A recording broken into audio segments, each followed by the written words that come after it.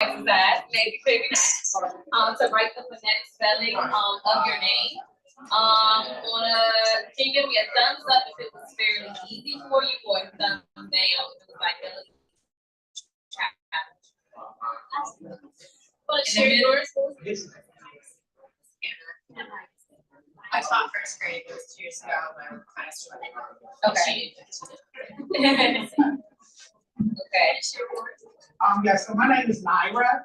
So it's like it's not Nira, so it's like I, like the I, and then what. And the reason why it's fairly easy for me is because I've been through this my whole life. People call me Nira. And so the fact that this activity lets me know that like we care about getting my name correctly. Number one, so I appreciate that. Day money, so it's D-A, and not like the long day, and then day is the me. Okay, that's next. A little close today. Awesome. So I don't think so.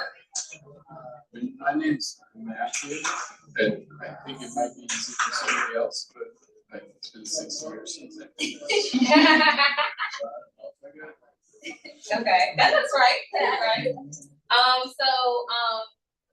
The reason that you're able to do this is because of things like pre-K, or maybe when we were in school we didn't have pre-K, it was more so like daycare. They were teaching you those early literacy skills.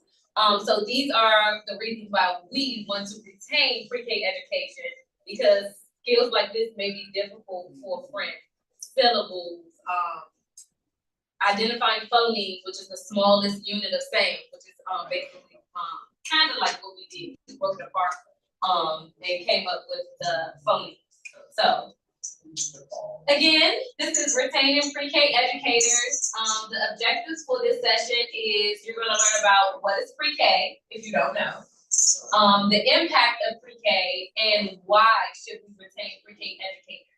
And these are like little stills and like memes of what our day encapsulates. It can go from smiling to a tantrum, team building, collaboration, and then these very vivid stories with their imagination. Absolutely. So yeah, this is kind of like a combination of our day. This is Tiara, and this is I'm sorry. I was okay. She is a early childhood educator, but she's also in my consultant.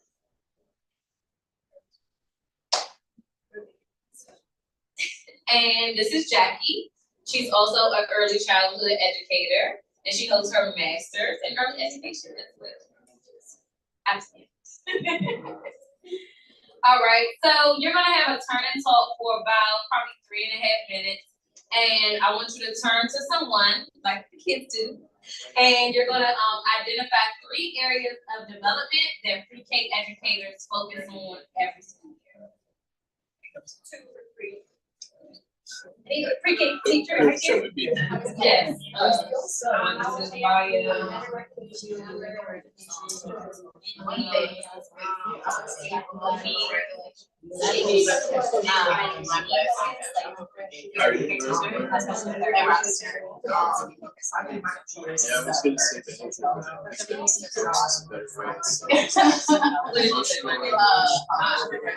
Absolutely. But I think it's interesting. Emotional regulation is like a more constructive way to say it. Because emotions lead to behavior.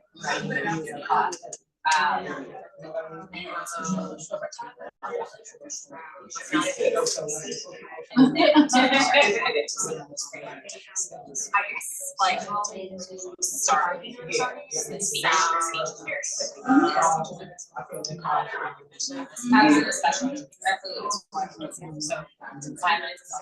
Thinking about my grandchildren, where some of it, because where they were was like Spanish words, but words and also ways to they do this thing.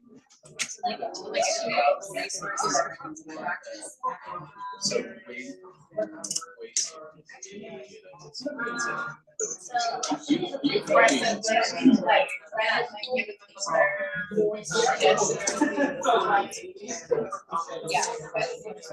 Yeah.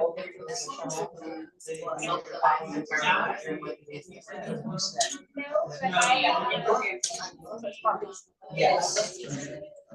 Okay, so you try to encourage children.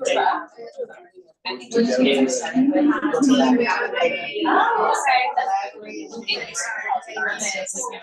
Turn taking.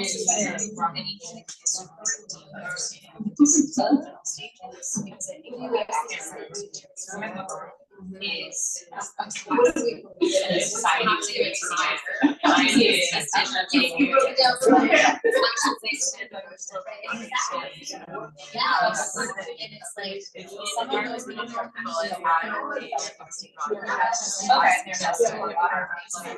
Oh, okay.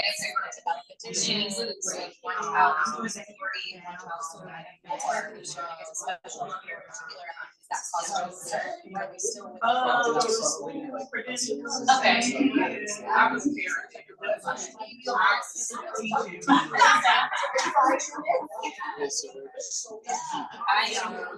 I was excited about it, many months ago. Before Maya. No, no, like kind of like. Oh, like, the question was so big, I struggled to like, I was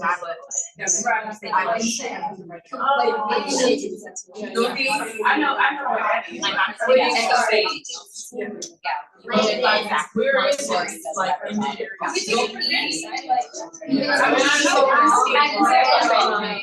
I'm trying to teach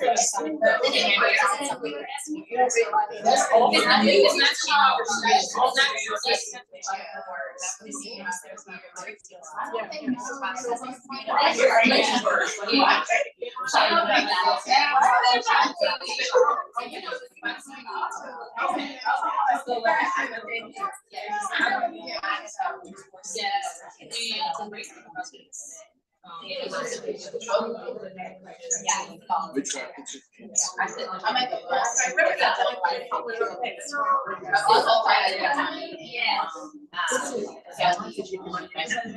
And I need to start.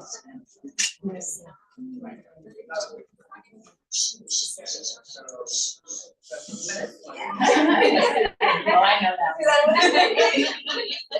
A little call and response to get your attention. So we'll do a quick check for understanding. Give us a thumbs up. If you kind of talked about something on the slide. Something. Yeah. So I think for me, And this goes beyond, right? Like, I think it's put that we focus on, but three main areas, every child is all with pre-K, we're working on social development. And that can be broken down into so many things, cognitive development.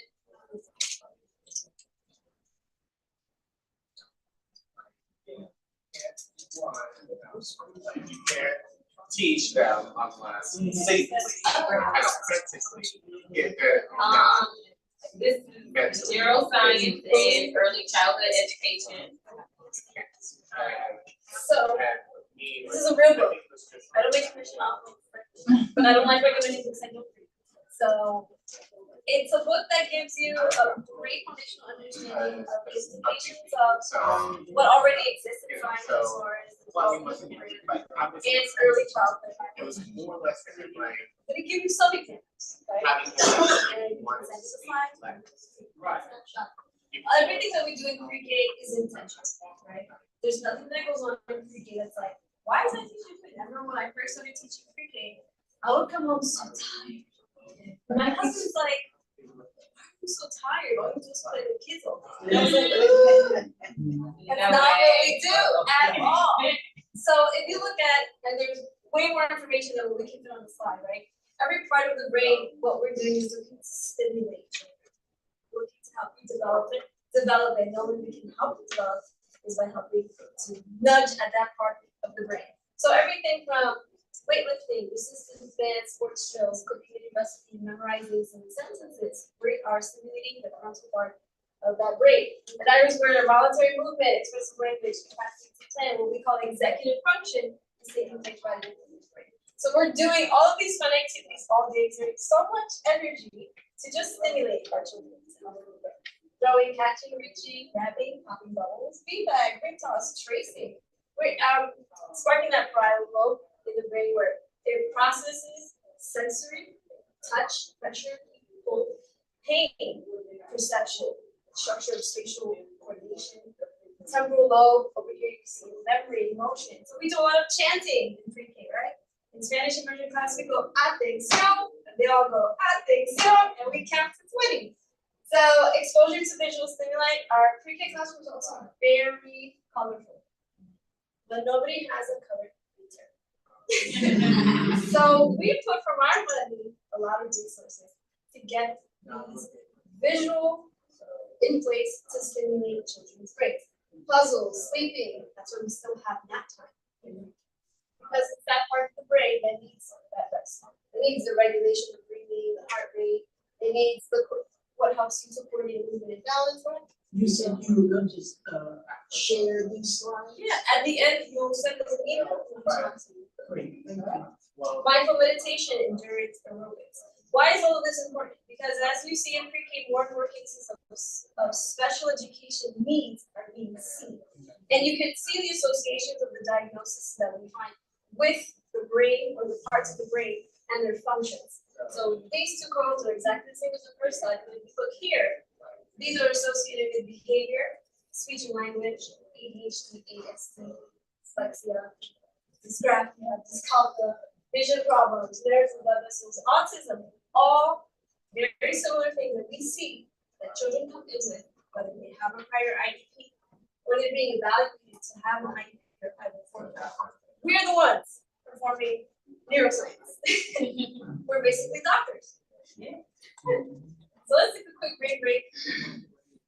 This is just a quick video of like, if you are like very far removed from preschool, what's happening, just so you can know like why pre-K educators are important.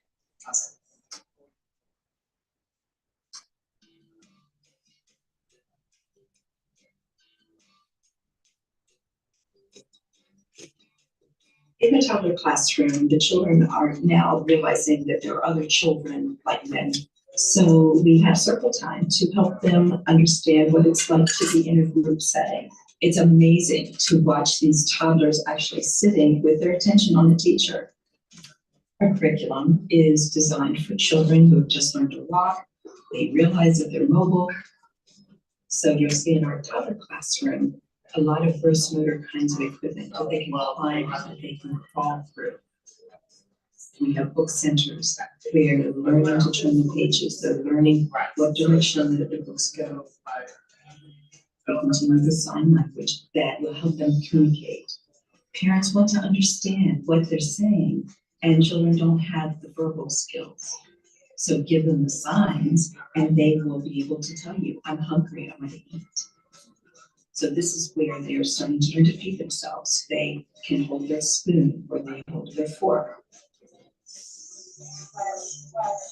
We do a lot of art projects that help them to control those fine muscle skills. In the toddler classroom, we create that foundation for learning and growth that will help them thrive academically, emotionally, and socially in all the years to follow.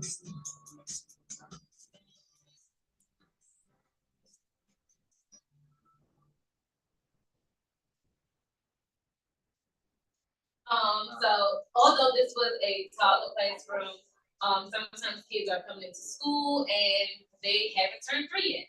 So we have these very early learners who are learning their spatial awareness, fine motor skills. They mentioned that they do gross motor. I'm in pre-K 4 and I did pre-K 3. We still do gross motor, just to, so that they're aware of their spatial awareness. Because if you're not in control of your body, like you're making other people feel uncomfortable. And we want everybody, to feel comfortable. And then we do a lot of community building, whereas she mentioned they're in groups to learn how to be in groups. So we do a lot of community building, especially in the morning when we do morning meetings, just so they know how to basically like kind of coexist in a group and feel included and supported. That reminds me of something else we talked about this part. Where we're talking about development. It's kind of hard to put into words, but you kind of know what children need to be learning, but how do you break that down? Okay, so I have some excerpts about why it's important to retain pre-K educators. I'm going to read the first one. You can read the other two on your own. It says predictability is a critical component of learning for young children. Seeing the same educators and care providers each day allows them to form meaningful relationships through which they can feel a sense of trust, safety, and belonging. It is very important that early childhood children know what's happening, what's gonna come next after this component. Yes, a routine. Because if they don't, that can generate anxiousness. Like, I don't know where we going next. And then you have this kid who's like basically on edge. You know, because I've had a student where it happens in the strangest ways. She was moving far away to like maybe Texas.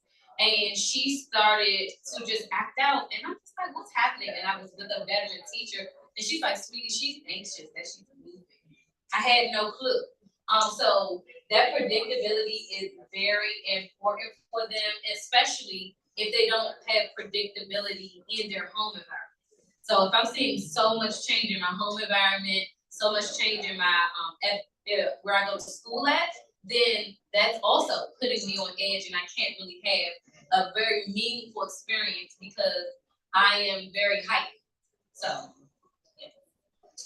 Makes me think about, I have 2 autistic students in my classroom, and they also feed off of predictability. So, I always have to tell them 5 minutes ahead of time, okay, it's not much, this and that, and it really helps them to transition from one thing to another. So it makes me think about my autistic students. Absolutely. Also, we have timers, it's really good to show visuals and timers and have a set time. And then also, it just helps the kids understand the transitions that they're saying.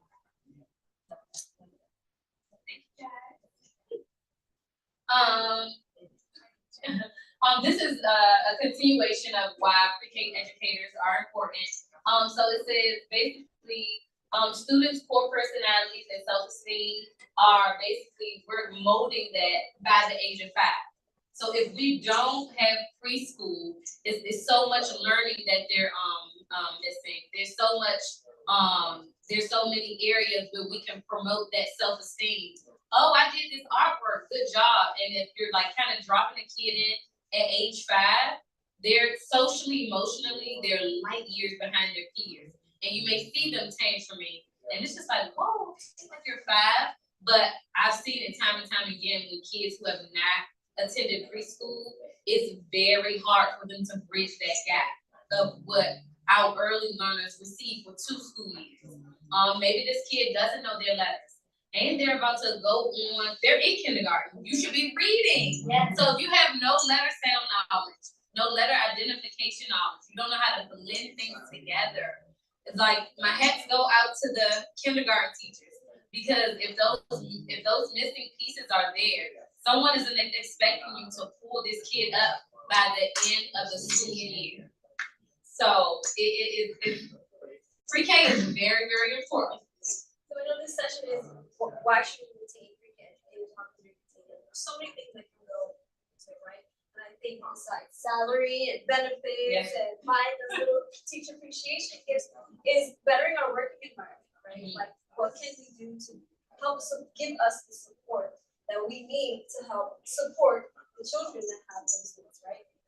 Staffing is also a very big issue, because if I don't have the interventionist, the psychologist, the counselor, the sped teacher, if I don't have SLP, if I don't have an OT or a PT in place, then it falls on me, right? And it's a reflection of my performance as an educator. If the child goes on to kindergarten, it's not acquiring those skills. And it's so easy to say, what are they doing in pre-K? All they do is play.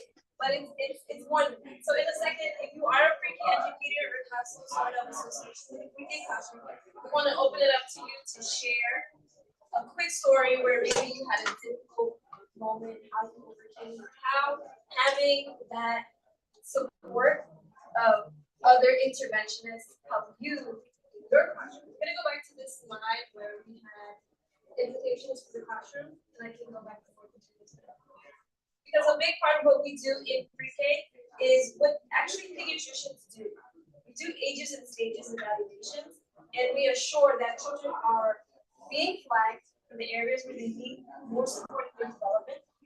We're making sure that the school follows through with that evaluation, and that when they do finally have a written document that says they need this support, we have to make sure that those interventionists and those resource providers are coming to our classroom and providing our services. I can just say my excerpt from being a teacher. I had a student and he was like building, I think, in construction zones. And I'm just like, you know, that positive praise that we have to deliver all day to everyone. I'm like, oh, you're such a great builder. And he said to me, he was like, I'm not a bad boy. And I literally wanted to cry. I'm like, ooh, like that's what's being messaged to you and you're 4. And how does that affect how you show up in the world? Like you have internalized I am bad at 4. And then we're, you know, looking at why, you know, why is this kid acting out? Like if that's all I'm being told, then that's what I'm gonna do. So that was a great Lots of stories. raise a hand, let us not be shy. So what's your name? My name is Celia. I'm actually a pre-K special education teacher. And something that I'm sure you all are running into as well is like there is a huge increase in the number of students who are being diagnosed with autism. Yes. Especially post-COVID. There's a lot of reasons for that. I was at a conference last week and they told us that in 2000, the prevalence was 1 in every 110 kids, and then a couple years ago, it was 1 in 36. So it's like, it's a big thing that's happening in pre-K programming, and we've had to have a lot of conversations about what does educational programming look like for students who have that high of a need, and how do we continue to make school a safe and inclusive place for those students. And so when you showed this slide, I was like giggling to myself because we have something in our classroom that's basically called like Miss Celia's Exercise Sports Clinic, and there's like a corner of the room where at any given time there's like a kid in a body sock and a kid on a balance ball, and there are stretching bands, and these are sensory tools that we really normalize to the point that even students who aren't on my caseload have access to these tools and can experiment with them, and they can ask for the hug vest and things like that. But we have 4 adults in our classroom, right? So like the capacity for us to support these students who have such diverse needs is high because of the structure that we have as a staff. And I think back to schools that I was at previously where I was seeing the same need, but I was the only teacher in the classroom, or if you were in the SPED session, we talked about co-teaching. I was co-teaching in a way that meant that I couldn't meet the physical needs of those students. And I think in pre-K that's so important because acting out is typically a reflection of dysregulation, and students this age don't know how to regulate themselves, which is where the message comes, you're a bad kid because you can't listen. And you're like, yeah, I literally can't listen because my body is dysregulated. Absolutely. So it's wonderful to be in a program where I can see the success, but also to know that that's not true across all programs in a time where we as educators are facing just like an onslaught of students being identified with needs that we don't have the capacity to support. And pre-K is where we can change that, where we can get those early interventions in place and set them up for success. Thank you. Hi, I'm Brianna. I am also a pre-K special education teacher. I done self-contained currently and I'm in inclusion model, which is great. And I definitely am very much a believer in inclusion, but it's very difficult when you are the only special education teacher for your business. And 2 kids started the school year with full-time IEPs, but your school doesn't class, and like, as the school year happens, more and more kids are identified that they have to stay in the education setting, you have to change their IEPs. So kids who need, those full-time services aren't getting what they need, and then you have other kids who have their different needs. So I totally understand what it's like to be a gen ed teacher. Like, okay, I need, my service providers to come in. But also, as the service provider, then you need more of us.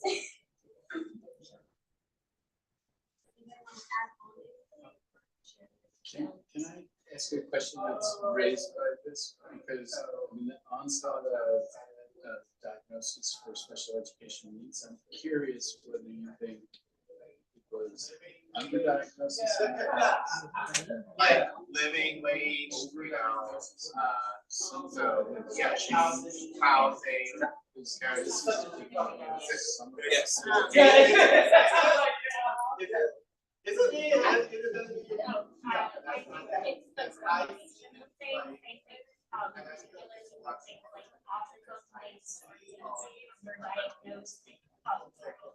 Things like autism historically have been underdiagnosed in populations who are old that are not with isolates. So, you know, people of color, girls are only just now really starting to be identified because people now have realized that the signs of autism in a girl may not look like what they thought autism was.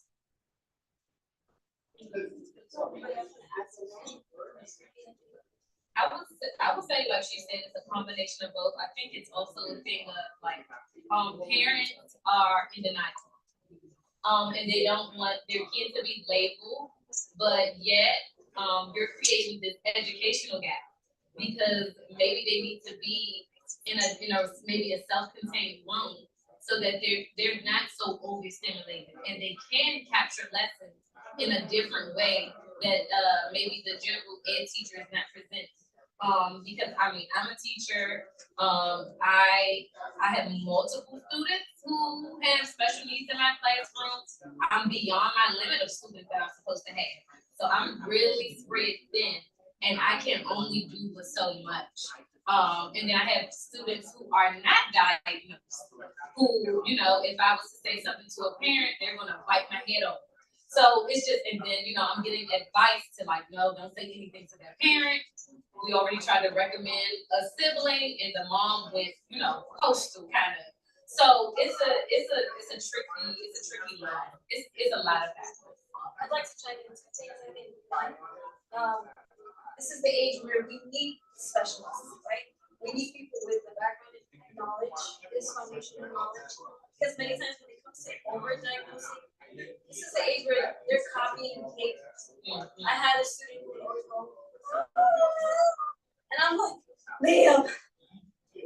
So now there's an investigation. Is there something wrong with him? Is he long story short, we came to find out that he had two cousins his age who were severely autistic, and they spent every weekend at his house. So this child doesn't have a diagnosis. He's copying behavior, and we need pre-K educators, we need specialists who understand that and say, okay, well, no, don't meet the criteria, or parents who do understand, you know, at this age, what is my child supposed to be? By age 2, by age 3, by age 4, and if they're not meeting those developmental benchmarks, what can we do? Because many times parents can, with the right knowledge and information, can help their children develop even before they go to school, right? And I need parents in the room. Yeah, That's not their job. That's not their job. That is not their job. Like, that's Another piece of that is that like, sometimes I feel like there's so much like I feel like certain disabilities get like they're highlighted. Whereas like I had students who they had like severe ADHD. I'm not a clinician, but it's like every 5 seconds we're calling their name, and that's not something that I typically do. And it's like it's not really focused on. I feel like autism is very like heightened. They're now putting dyslexia on our forefront, getting with training, but it's very difficult to like teach when you have students who need your attention every 3 seconds, and there are 20 people. Like it's so many missing links when it comes to education. But yes, I think there needs to be more of there needs to be a focus on all, not just because autism is so prevalent. I think there needs to be a focus on all because we're kind of leaving them out and still creating an educational gap Whereas it can be looked at as like, oh, this kid is so busy. No, there's a higher need there, and it's very difficult for them to self-manage and be on the carpet and, you know, regulate. So I'm actually battling with that right now with my admin team. Like I mentioned before, I have some autistic people with high needs, and they require a lot of hours, and they require a lot of attention. And I've been doing this since the beginning of the school year, fighting for them and to get another better setting. Because I don't think that my classroom is a good setting. And I keep getting pushback saying that I'm diagnosed in placement. And I'm like, I'm not diagnosed in placement. I'm observing when does observation equal placement. So if I'm telling you as admin, I have documentation that every day I have to stop my instructional teaching. And my junior kids are missing 20 minutes every single day. And I'm giving you the hours that they're missing. And now we're at like the hundreds now. We're almost at the you know what I mean? So like, I'm giving you the data, and you're telling me, oh, we have to include them. I'm not talking about inclusion. I'm talking about the setting. the best set. Yeah. So it's a constant struggle. Yeah. I've always been in early childhood, from the infants on up. And more people are throwing out autism as using it for a very broad spectrum of different behaviors in children. And it's very irritating because they're not the ones, like you said, on the daily, all day long observation, watching different little particular things that a child is doing over and over. Because you're with them, you see this stuff. Whether the parents want to ignore it or not, you know. And it's very frustrating. I had a woman tell me, well, you're a teacher, you had all this experience.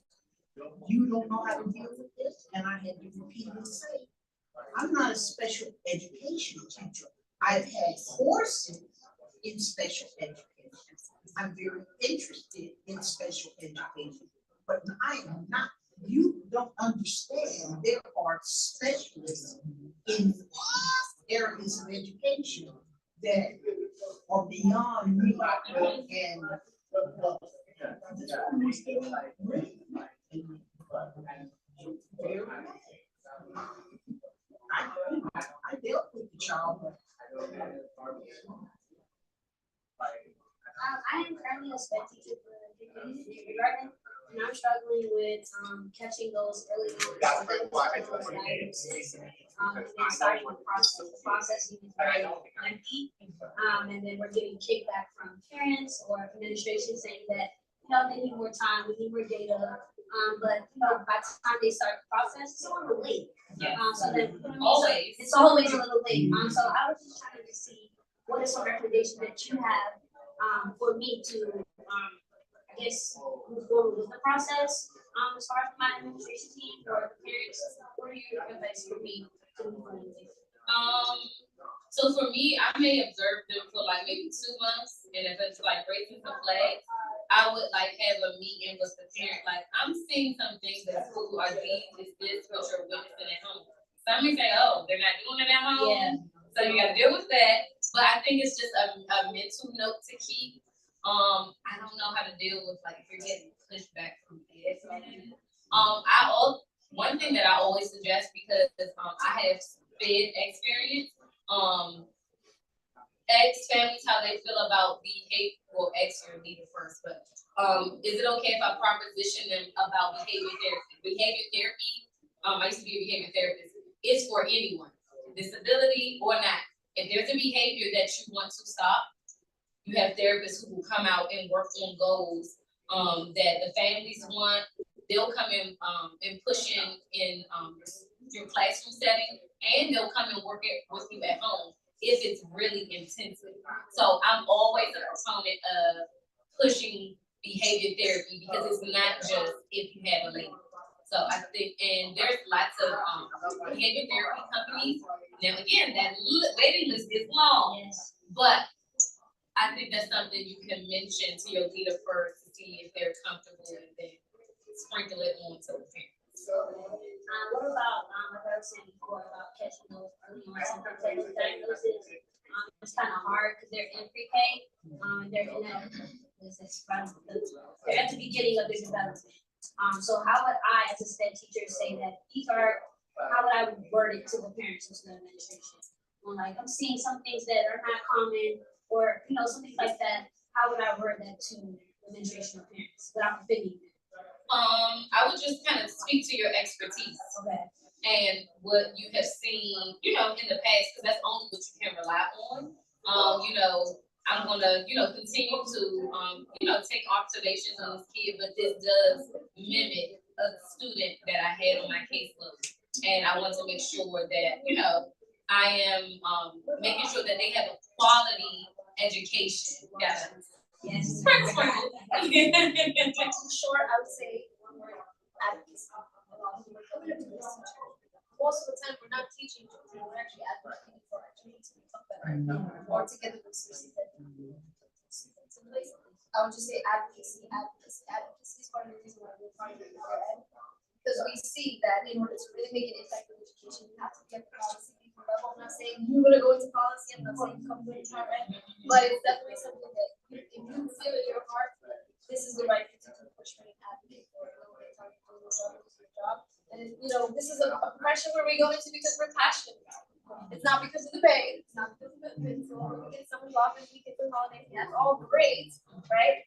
But you definitely have to remember that you're an advocate for the child, you're an advocate for the family, and many times it's just establishing that connection with your family and saying, hey, like, what's your home life like? You know, do you have needs? Do you have basic needs? Anytime that many times when you actually work to help that family meet their basic needs, it helps them establish a routine at home that really eliminates a lot of these behaviors that could potentially be overdone. Okay. Yeah, I was just gonna say, so my son actually was a student enrolled at Massilia School, and he had a great, like I had a great experience and opportunity to see him thrive and flourish there. So she is, I mean, not to put you on the spot, but I think she's a very good resource. Just shouting that out. Yeah, of course. But the other piece, so my background is I'm a developmental therapist, but I work all the way up through 5. And one thing that I've learned in my experience, I was not a traditionally trained teacher, so I got my master's in special education. And my most valuable course was, of course, on understanding how to collect data. So I think that sometimes we if we have time, we can write this anecdotal notes and then we can code them. But then it's like, what do you do with that? Yeah. But there are other types of data that are the right types of data, depending on the behavior, that will help you tell a story to administration that can help alleviate some of that burden of like, I have handed you all of this information. Why are you not doing anything with it? So your data has to tell a story, and having the right components collecting the data will help you tell that story and take that burden away. And I'm happy to, like, if you ever want to email me, I'm happy to connect and support. Yeah. Yay. Yes, thank you for sharing it. That's very helpful. So we've heard so far that teachers are special ed teachers as well.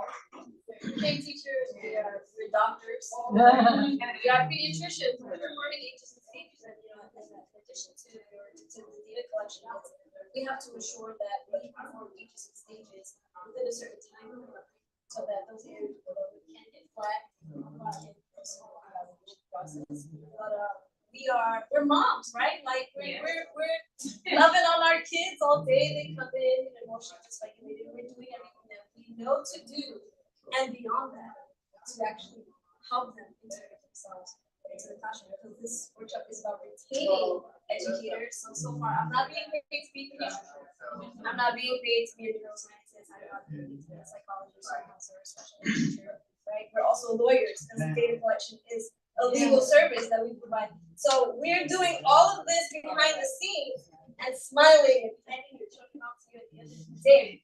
So why should we retain pre-K educators? Anybody else want to share a testimonial? Either as a parent, as an educator. I mean, I'll just say I love that you guys are having this because there's a very huge difference sending your child to a school where there are people who are career teachers that are passionate than someone who maybe trained and they're there and they want to move on to something after a couple of years. It makes it's amazing, especially in the early childhood time period, how much of a difference it makes in the outcomes for kids of seeing like how they feel about school, how they feel about learning. So I mean, my testimony would just be being able to send your child to a school that loves to learn, loves to be there, in addition to getting those supports. And that wouldn't work if you can't retain the teachers who provide that. What's the current retention rate? What's the turnover 5 to 7 years? 32%. Teachers are exiting to public schools. Yeah. 5 to 7. I thought it was like 30-something% of teachers left. That's what I thought, but maybe that might be an early childhood. In the first like 5 years. No, I think it's like the first 3 years. It's a pretty big number, but I just read somewhere recently and they actually said that their retention rate was significantly lower last year. So, I don't know. Maybe I have a pressure test. PK is one of those areas though, right? PK, special education and science right now, right, where retention is a particular challenge.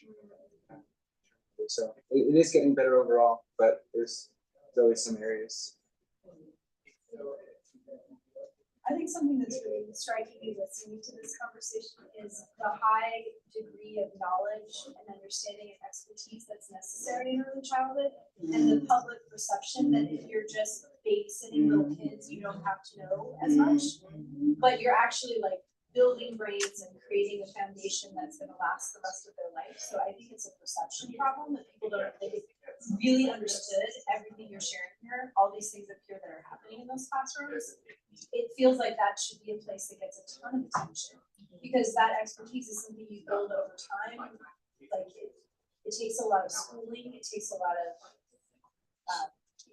patience, did you say? Yeah. That's key, that's key. Like Yeah. physical agility.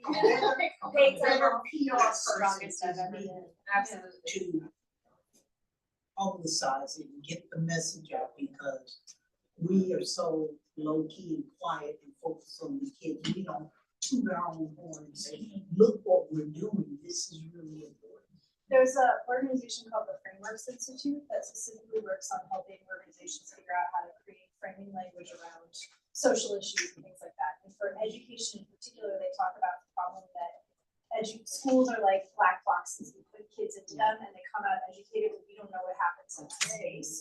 And I do think it is a PR thing, but especially in the early childhood space, helping people to understand, and then maybe even communicating with parents and families, some of these things that you're sharing right here, so that people understand that that's not. I think COVID did us a huge disservice because people really realized that they needed the childcare that school provided, but that doesn't mean that's what school is. And I think particularly in early childhood, like that's a message we need to do some work around.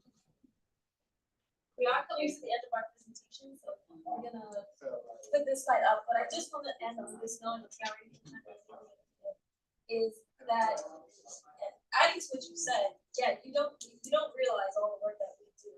You know, it's teaching is something that has to be explicitly done. The same way you tell a child, this is the letter A, it's not B. You have to explicitly teach a child, this is how you write, this is how you walk in the world. This is how you, and it's an exhausting work. It's repetition, and I love the black box analogy because yes, and it feels like a black box on this side. Like no one is watching us, no one is supporting us. But we're expected to perform and help them perform. And if they don't, well, where's the teacher? So I just want to piggyback off short. And I wish- When you were thinking, you don't teach them how, sorry, the door. Right. Just to teach No, them how to run, right. not to No, feel right. hard. People don't know that we are also teaching them how to like regulate all the functions in schools for every little thing, to eat, not to have your elbows out on the table. So they just kind of think we're there just making sure we're safe and. Potty training. Hey. Potty training.